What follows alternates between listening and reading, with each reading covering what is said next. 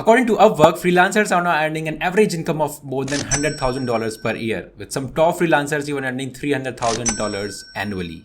So if you're a freelancer or if you want to become one and you aim to make such impressive figures, then this video is for you.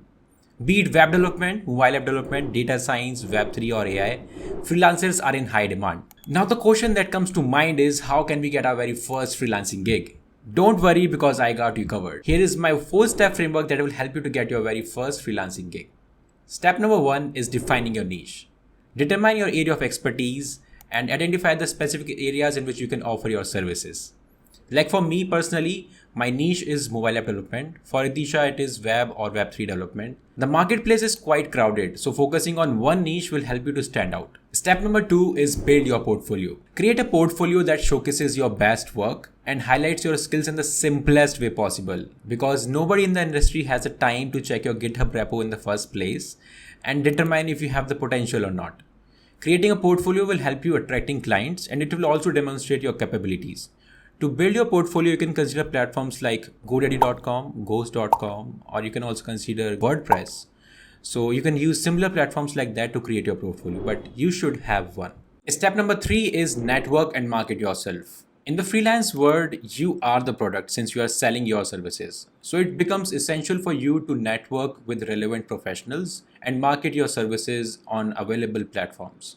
We have 2 approaches to do that. One is called the conventional approach and another one is called the non-conventional approach. This video majorly focuses on the non-conventional areas, but I'll still touch upon the conventional side. So under the conventional approach, there are 3 major platforms about which we'll be talking today. One of them is called Fiverr, another one is called Upwork, and the third one is freelancer.com. And I would suggest that these platforms really work pretty well for people who are already having experience in the freelancing space. So if you have around 2-3 years of experience in the freelancing space, you must be using it already maybe. And it helps you to get more projects because you have a reputed profile. But to create a better profile as a beginner, what you can do is offer your services for free to 1 or 2 clients so that you can improve your profile. You can have some star rating on your profile based on which other clients will trust in your services and you will be able to charge them as well. So these are some conventional platforms that you should definitely explore. You can find hundreds of videos on YouTube about these platforms, how you should go about that. So go ahead and use those platforms if you like. Now let's talk about the non-conventional approaches. One of them is know how to use LinkedIn. Yes, LinkedIn is not just a professional platform these days. You can use LinkedIn as your sales tool. So go to LinkedIn, post about your work every day on that platform and do it consistently for at least 3 months without fail.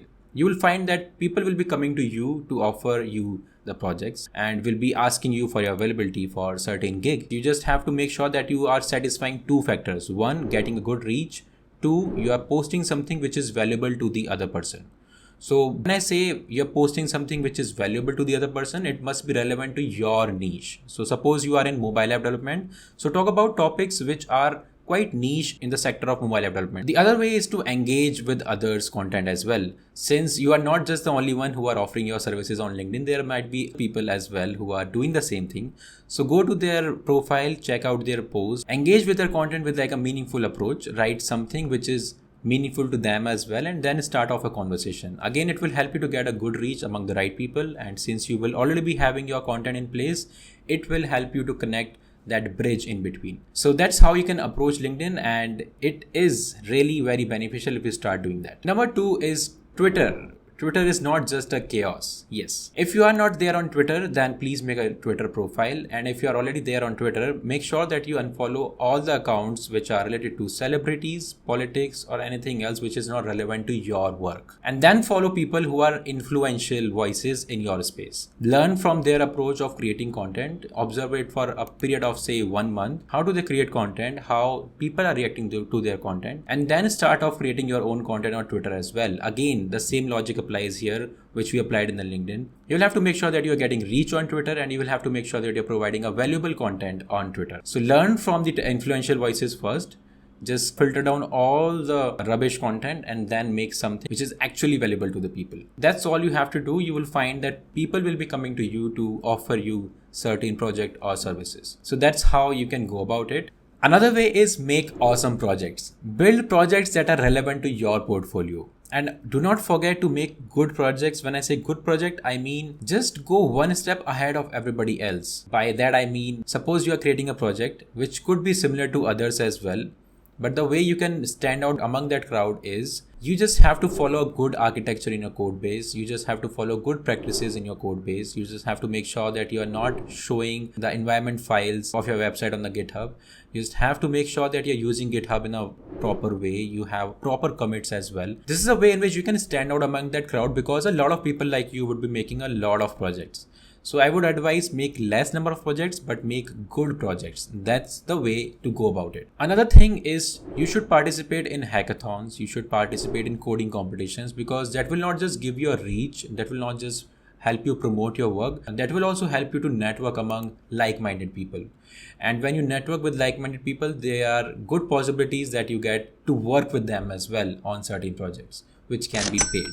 So that's the way you should go about making good and awesome projects. So by following these non-conventional approaches, in addition to the conventional approaches, you can significantly increase your chances of getting an exciting freelance opportunity. Now let's talk about step number 4, which is to pitch and collaborate. By pitch, we simply mean reaching out to the person who can offer you a project. So for that, we can write a cold email to people who might be having services for you, who might be having work for you. So start writing cold emails to people on the LinkedIn who are highly likely to have projects, who are highly likely working with the company. Maybe they are themselves a freelancer who are big in their game. You can apply to them because they must be having a small team working with them on the same project. So the example of writing a cold email is right here. You can check that out.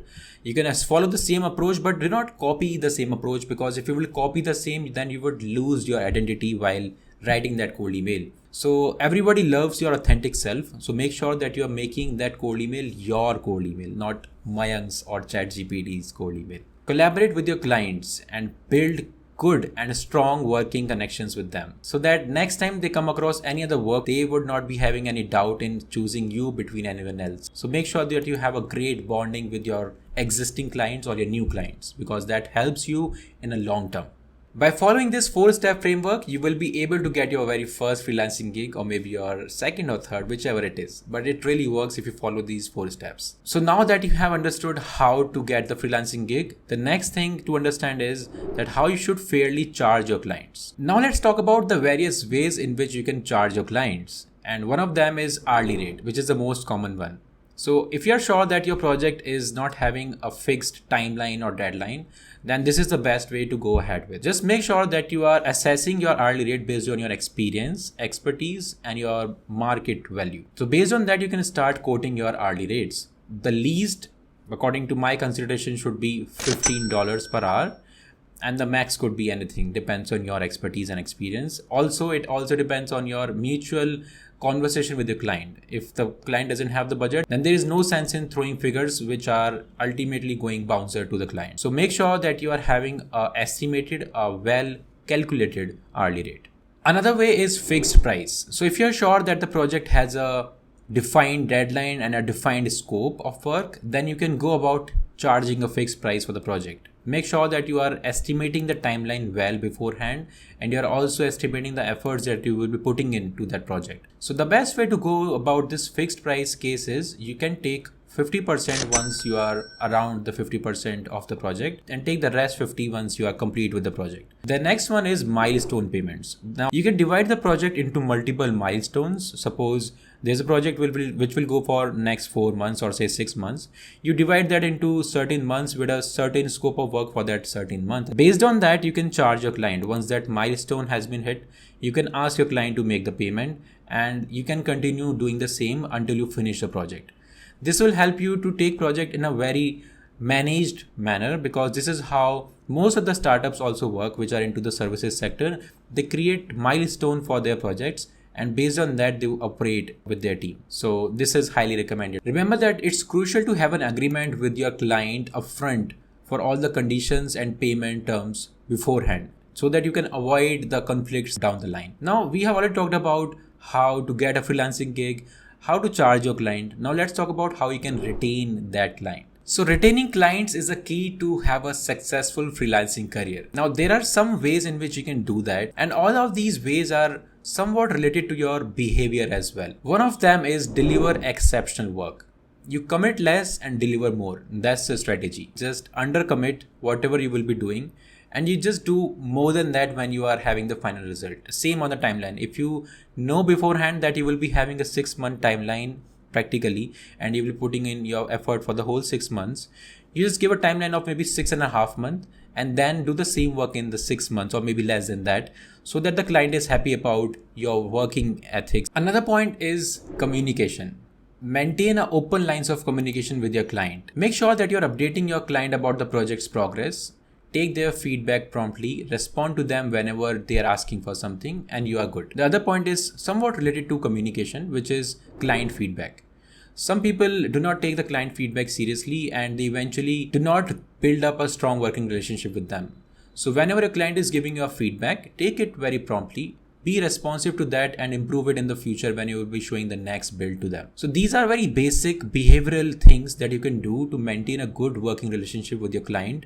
And it makes sure that you are retaining them for a long term. You're not just having a one-time transaction with them. So these are the basic ways in which you can go about it. So that brings us to the end of this video. Let's have a quick recap of what all we discussed in the video today.